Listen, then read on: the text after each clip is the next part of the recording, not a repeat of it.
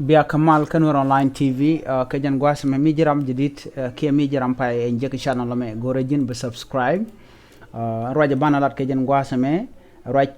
michalat ka gua pai wo ka kor nindaro pai wo ganyalan chakep neti te pin year re wik ko lang ajan ban raj kwida ganyal chakep kajan jela kel ka gua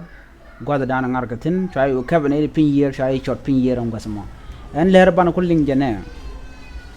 Chala nu en ganyal en chakep en iti pin year ko Ulang County gor ke jeno banas tin kap ke gor kanas tin chinyam tora monen a kap ke ene tibe pin year kanal ke kirindit kwai ka gwasan begetin kaneden chinen kanede tot kaneden kon tin jel kel ke kenyang kanyamone kanete tin kabran teken ketet kachikarodian kwat alawo kanas shukan gat nyala tora monang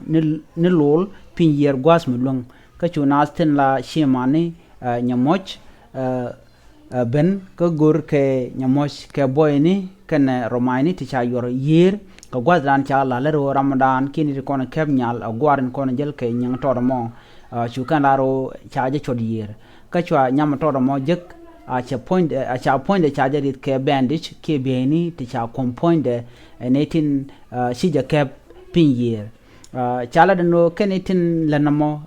dewo jade ka doctore ka dewo jabo de ka mermene ki bugni ki tent year ka chala bo ken mermene shikarande rit ke beni tila yan ka bot muno keneti ka doctore man ko lat ke jen gwasame lat ke jenene ala kon kenitin wan tilet ka re wich nuare te kan jioni tila bebo ke mission ke de gol ke ga gol jel ka ke tabo de ka rim nat bo de kan kanang bo ka do ma ngan maton ma cha ke ma cha nang pin yer ka cha point o jek cha boden kon tin the point tin kan point de kan garit ka bandage muluno to ne talk doctori mermaid